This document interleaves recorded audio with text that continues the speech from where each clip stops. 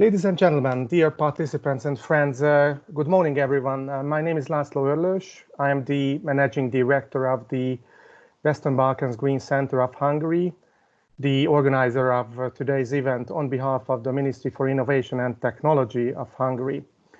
Today we have a special guest, representative of the Climate Bank of the European Union, Mr. Stephen Hart, who is working for the Environmental and Climate Finance Policy Division of the European Investment Bank's Operations Directorate. Stephen, welcome on board. Thank you. Thank you. So thank you for being with us for our LIFE Climate Action workshop that has been designed to support applicants interested in the EU LIFE Climate Sub-program. In previous presentations, we offered some practical solutions and advices as to how to prepare the right and successful applications for the LIFE program. This time we are really happy to include EIB in the program, which, with its massive balance sheet worth of more than 500 billion euros, is one of the most significant and relevant stakeholders in the climate and green economy space that by definition has an impact. Therefore, I think that you are very well positioned to help us draw the big picture.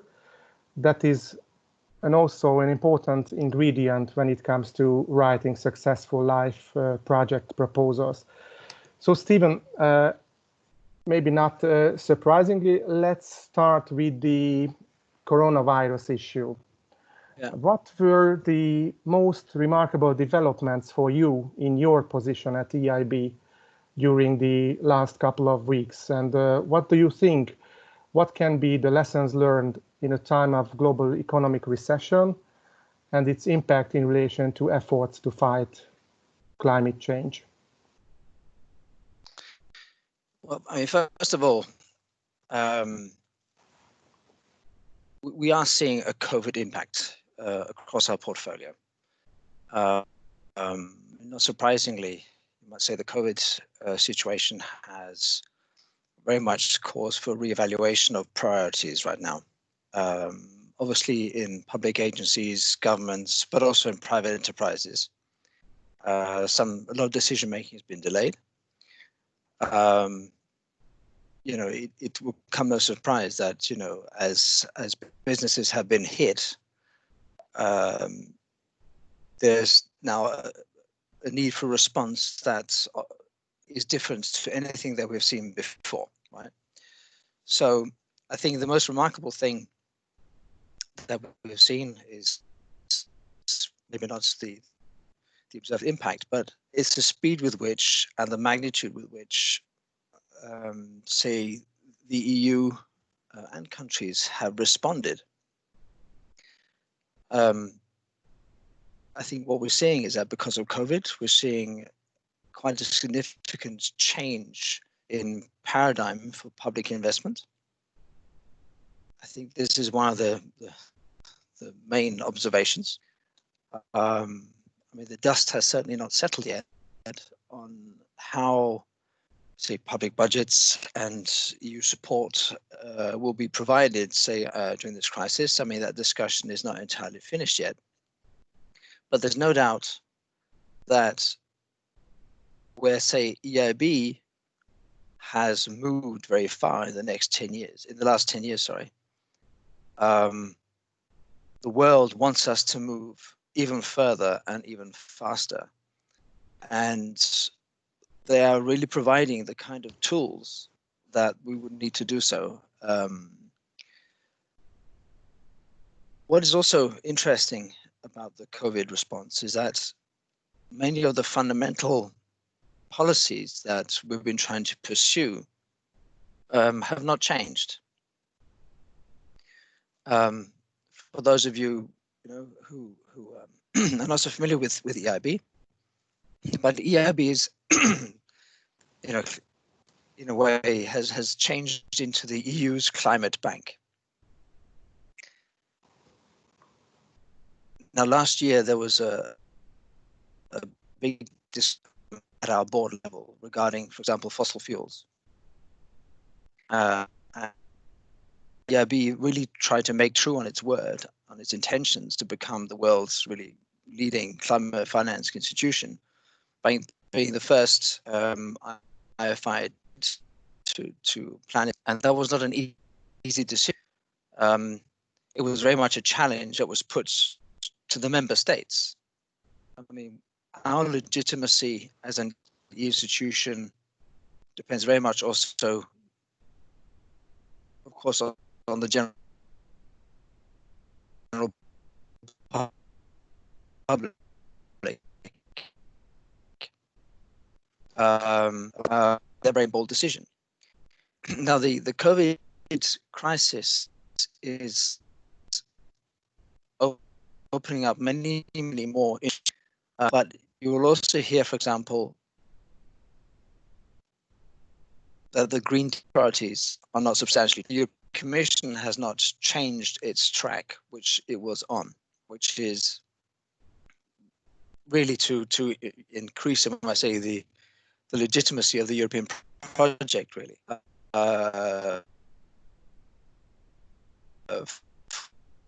For issues that are related out. I mean, aside from that, that the decision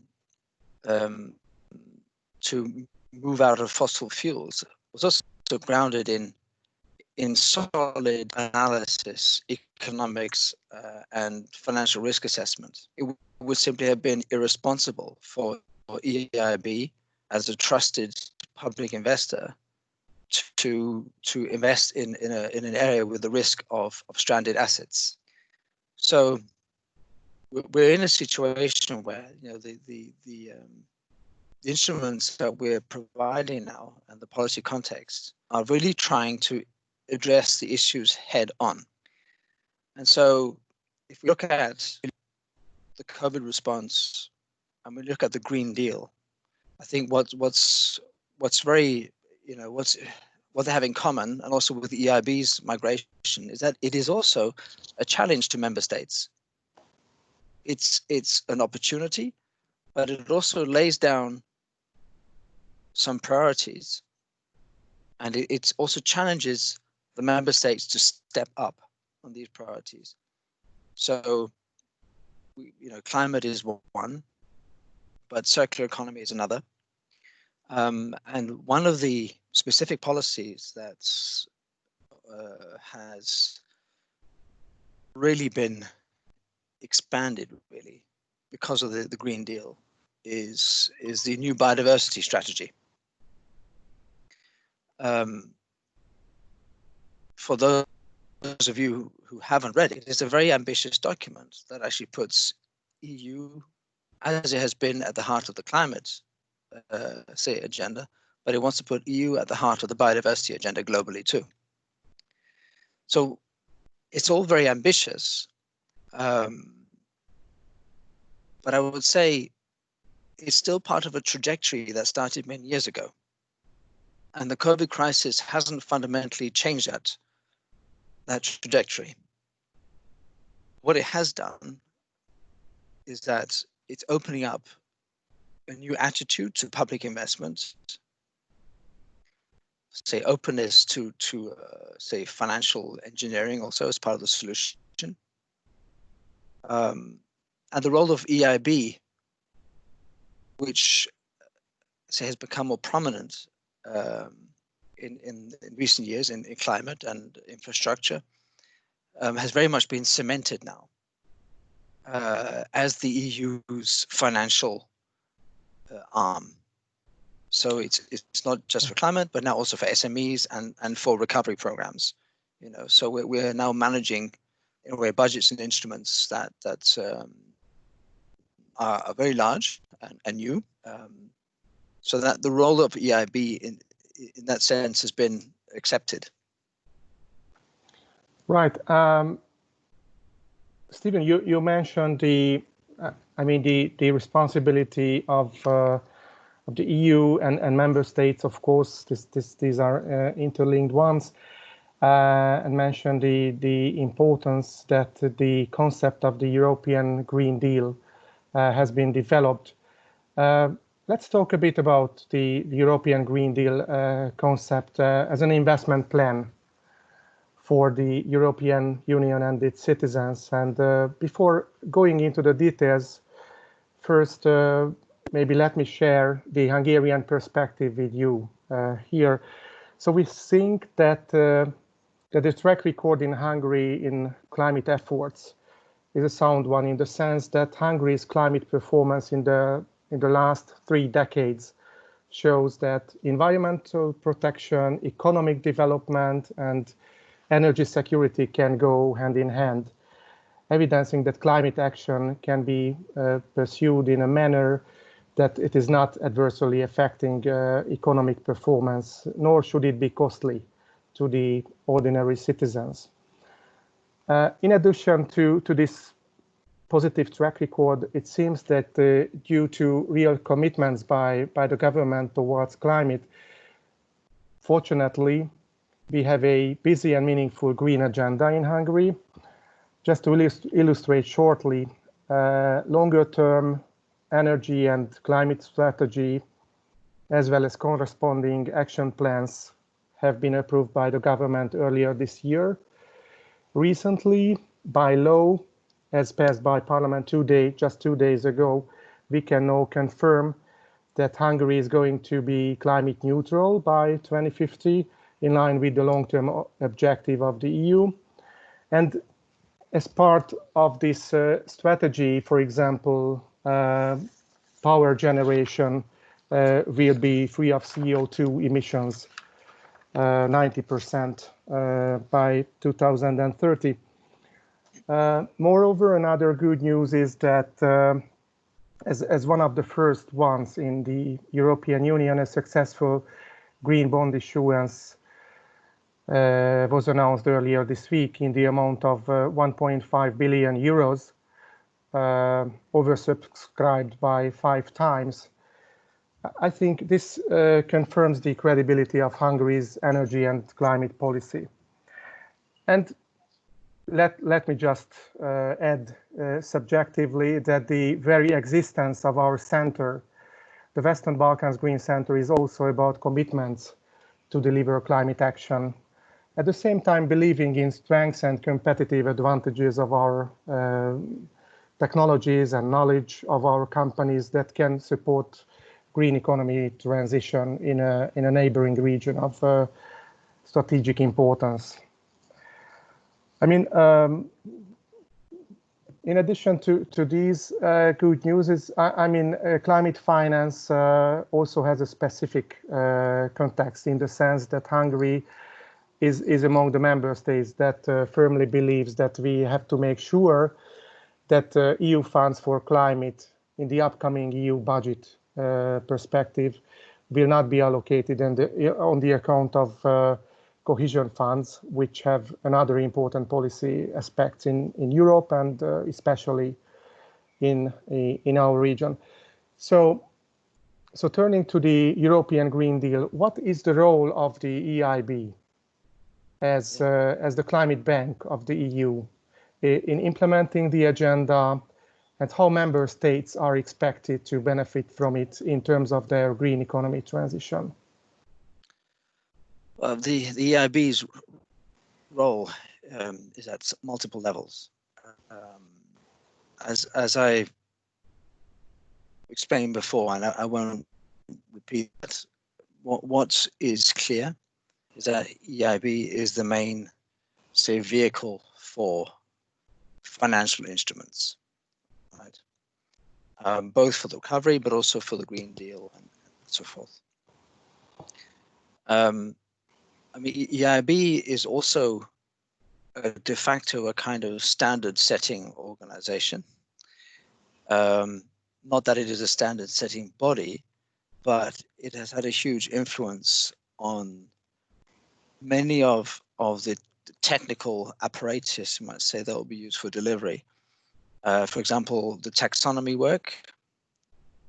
This is about the signposting of financial products, the labeling of green financial products. EIB, for example, was the first issuer of green bonds.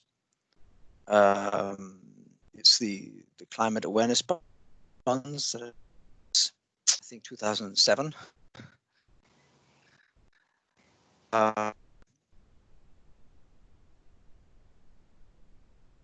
Called sustainability awareness bonds for other sectors. So in that sense, the work that we've done for financial markets in general, Commission, will have an important bearing on how the Green Deal is implemented. So in that sense, in addition to our normal function as a bank, as a vehicle for technical assistance also, we have also been, the main launch pad in the last financial period, really, for many of the tools that we'll be seeing applied at a larger scale now for the next MFF. Mm-hmm. And if you take that just a level down, EIB is all of developing a financial ecosystem for circular economy in the EU. We're also the leading, probably in the world, IFI for, say, biodiversity finance. One of which, of course, is in cooperation with the LIFE program, the Natural Capital Financing Facility, NCFF. But also globally, we're invested in some of the groundbreaking funds for natural capital, so outside EU. So our role is really at many levels. But I think generally, whatever the permutations and the instruments, we are considered to be the authority in a way on European finance, as it were, within the EU system. And one very important additional dimension really is our technical expertise. It's long been recognized also by the Commission that the body of sort of technical and economic expertise within the EIB is an asset. Now, in the last about 10 years, Jaspers has been one of the more visible incarnations of that, where the bank was asked to set up technical assistance instruments to support cohesion fund application. But there are many more. Then you have the advisory hub under EFSI and future InvestEU. So that role of the bank again is increasing. I think also one development has been that EIB is now working more and more closely together with national sort of state financial institutions, the national promotional institutions. So a lot of the experience and that we have is being transferred to national institutions. They have been included very much in the next generation of instruments like InvestEU. And this just broadly outlines, you might say, what our role is. Again, organizationally, we're very much keeping the trajectory really that we have been on, which is climate and sustainability. That does not mean that there are, say, other sectors that will fall away, but certainly it's strengthened our purpose in that sense in this area. That is certainly a result of the Green Deal. Okay. You mentioned the private finance for energy efficiency as a financial tool of EIB, but also the Natural Capital Financing Facility, NCFF. Yeah. Those are the two major financial tools of EIB offered to LIFE program participants. What is the experience of the bank with these financial instruments offered to LIFE program participants? And could you please elaborate a little bit more on what the NCFF has to offer. So what is maybe the funding mechanism, who can be a benefiting partner, what are the eligibility criteria? Because I think that what NCFF is about, so it is a demonstration that natural capital projects can generate revenues or save costs, while at the same time delivering on biodiversity and climate adaptation objectives, right? And this is, I think, a very important feature of this instrument. So this means that projects under this program and the LIFE program could be designed in a way that additional investment in natural capital could complement the more traditional grant-based funding, meaning that a bankable project pipeline could be developed to attract investors. That is, I think, absolutely needed given the complexity and also the magnitude of demand in the climate space. So, yeah, okay, but just a bit about those instruments.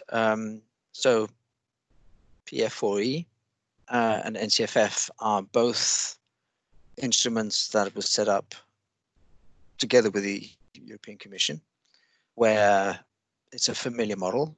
The European Commission provides a certain level of risk coverage that we can then transfer to operations in, well, for PF4E, it's for energy efficiency. For NCFF, it's for biodiversity and nature-based climate adaptation. The two instruments are quite different, in fact. Apart from the fact that the European Commission has, is behind them and provides a guarantee. In the case of PF4E, this is actually a guarantee which is passed on to financial institutions, so intermediaries, whereas with the NCFF, the guarantee is really for a portfolio that we have. So we are actually entering to the deals directly, whereas with PF4E, it's really a guarantee that's passed through to intermediary banks and funds. And that's quite interesting because if we just start with the PF4E, and PF4E tries to address, I might say, a typical issue, which is in energy efficiency. I think everyone acknowledges that there's a good business case. Banks would, in principle, be interested in this if they were more familiar with it. And specifically, if there were support to the end beneficiaries to actually formulate precisely what measures they should take. This is not a new observation, but the PF4E program really responds to that need to have both a financial instrument and technical assistance in one package. And it's been extraordinarily successful. One of the features of it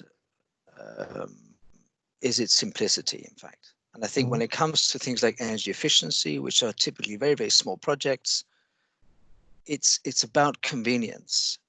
And the instrument has actually evolved since its inception, that it's actually very, very easy for prospective, say, end beneficiaries to access and to understand and to submit applications.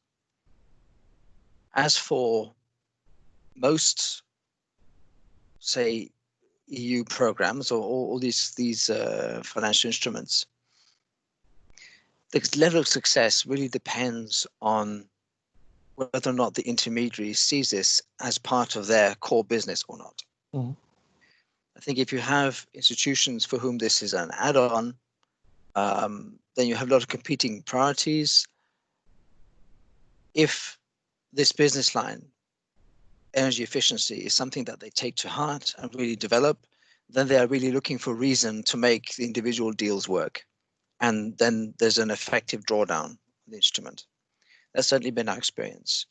It's not so much a question in the case of PF4E of geography, really. It's more whether or not the intermediaries in question are really interested in developing this as a business line, and then we can support that process. So, for example, in Poland, we have an incredibly successful program, in fact.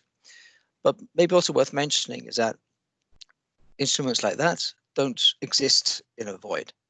So there can be other programs that, in a way, are similar national programs. So one thing that influences, you might say, whether country A or country B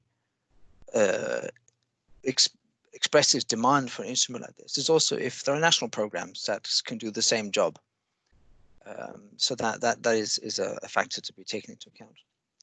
Now, NCFF, as opposed to energy efficiency, which in many ways was already a fairly established economic case, and for which there's a lot of infrastructure out there, a lot of expertise out there,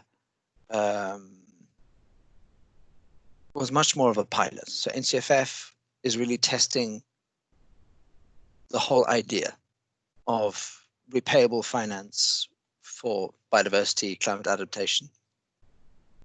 And so in that sense, you know, every deal we make is a bit of groundbreaking. You know, there are no deals that are the same. Right.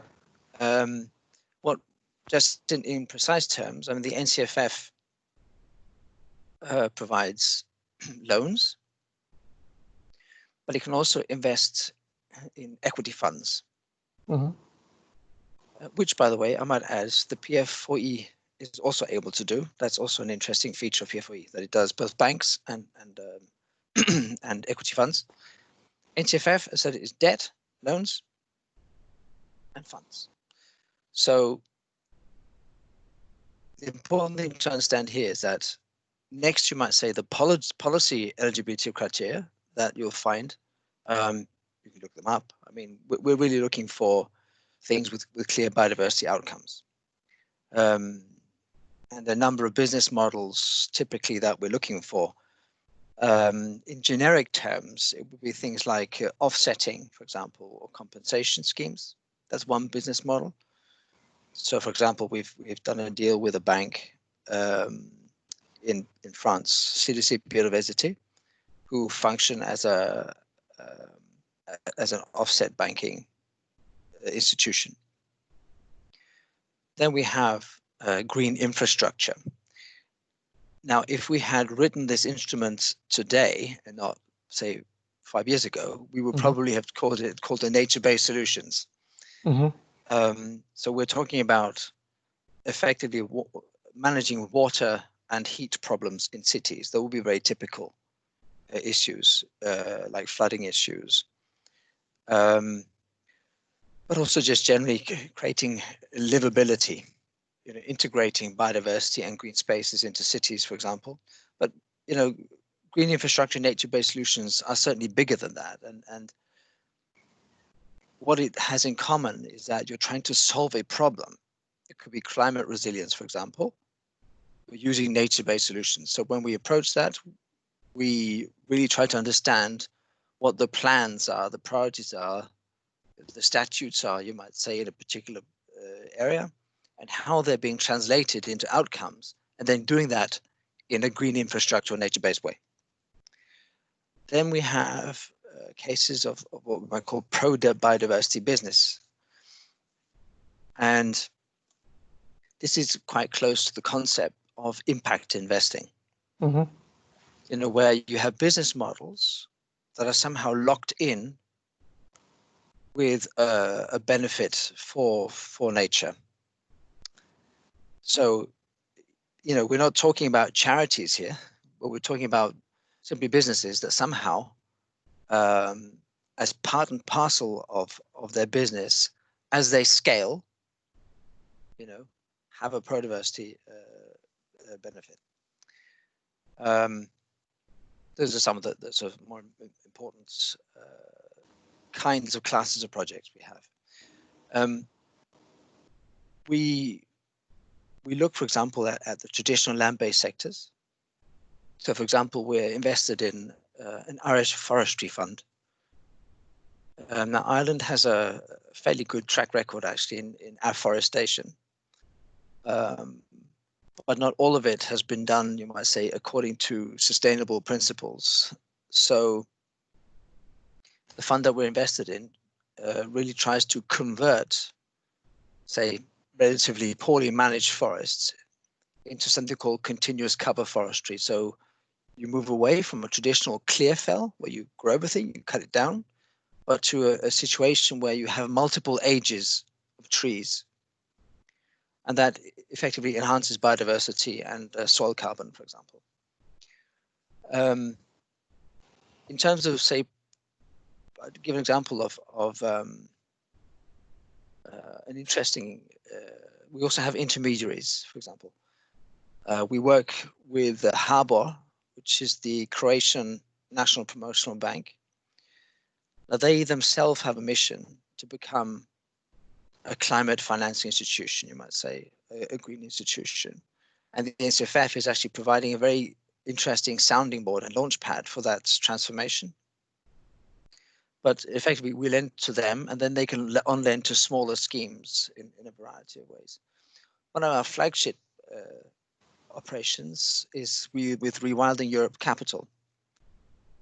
Now, Rewilding Europe, for those who are not familiar with it, is an NGO, actually, who tries to, you might say, they take the vision of something like the Serengeti, you know, with incredible rich wildlife and megafauna, and say, why can't we do that in Europe? But what they do within a specific vehicle that they call Rewilding Europe Capital is they try to work with small businesses working in these high nature value areas. So again, we lend to Rewilding, and then they can reach out to smaller promoters. And there's some very interesting cases in there, and ranging from peatlands to forests. Let's just give an overview.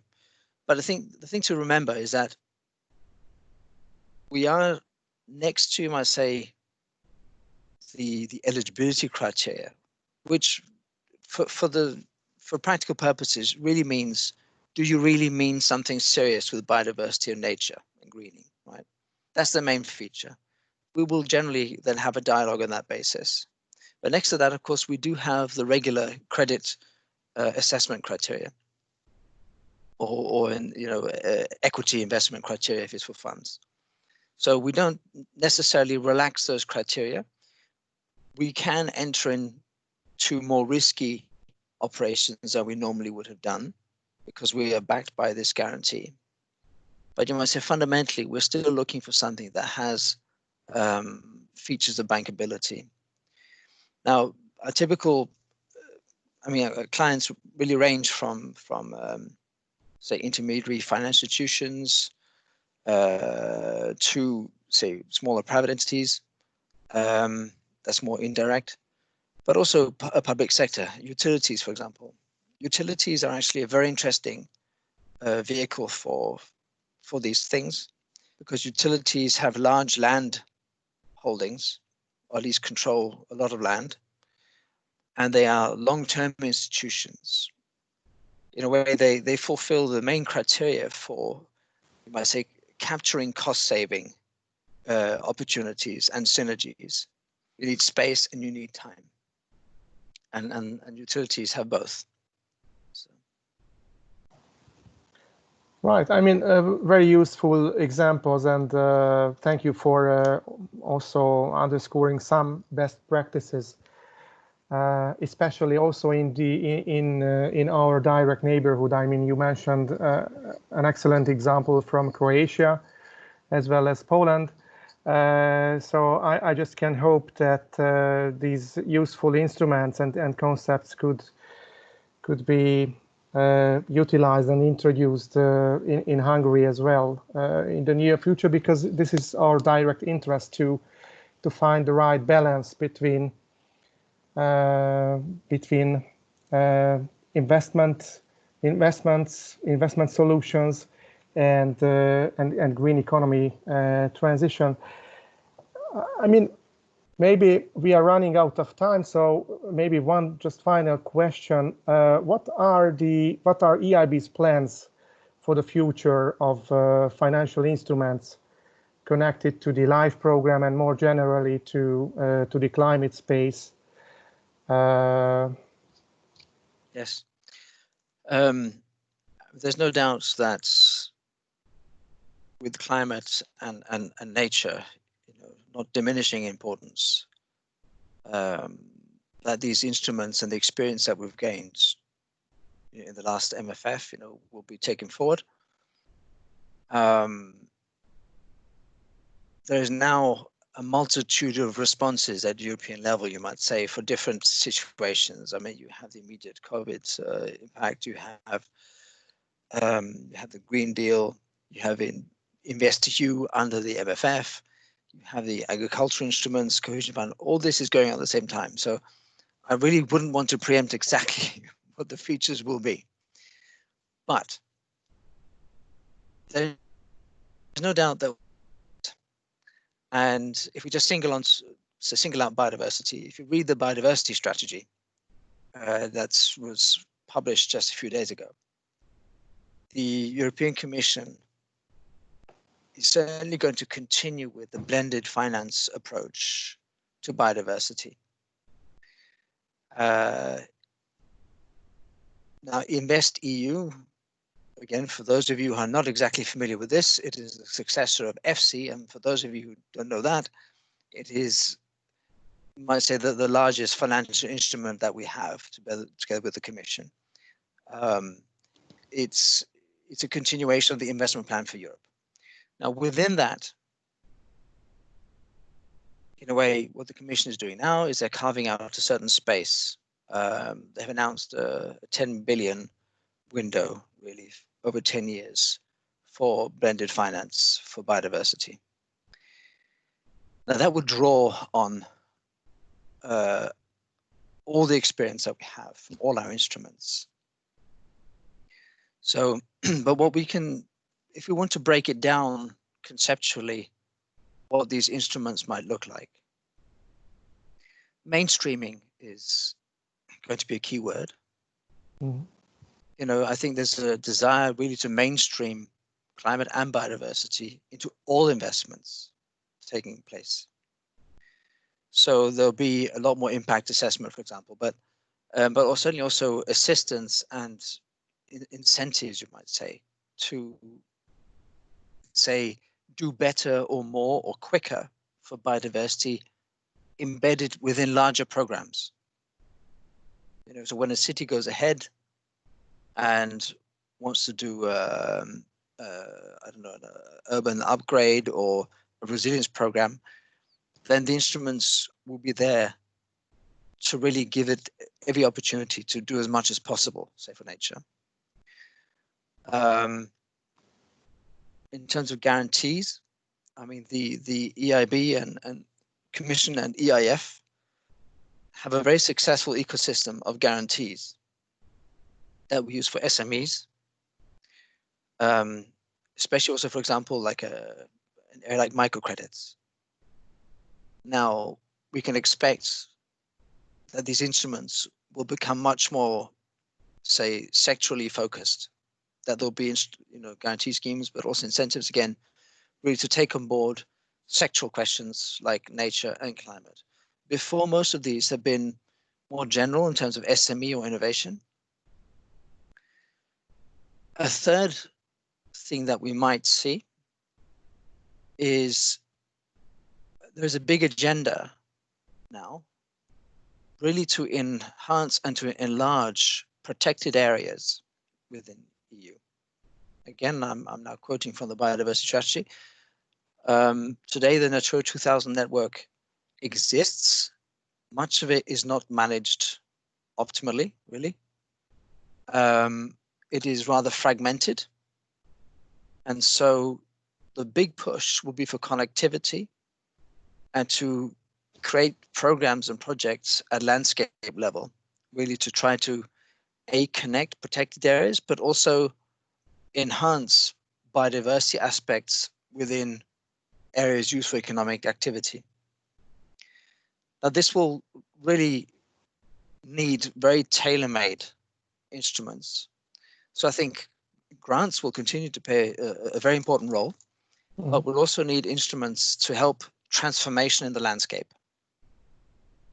And I think those instruments will be drawing heavily on some of the innovations, financial innovations that we've been working on in the last 7 years, in other areas too, for energy and so on. Many of those lessons, I think, will be transferred to this space.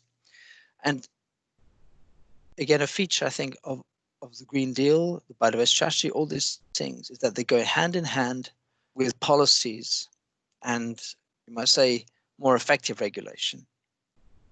And I think that is a very important part of the equation for both climate, where standard setting and regulation, I think, will become an important factor in investment decisions for corporates and for the public sector. So.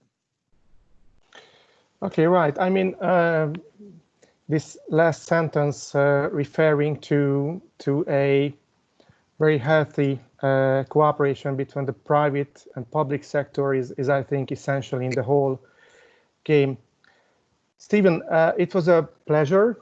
Thank you so much for your time and interest to be with us.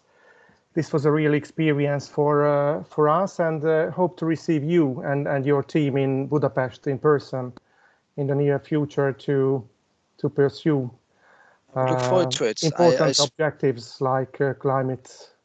I spent much of my youth fencing. So I spent some time in Budapest in the large fencing clubs, actually.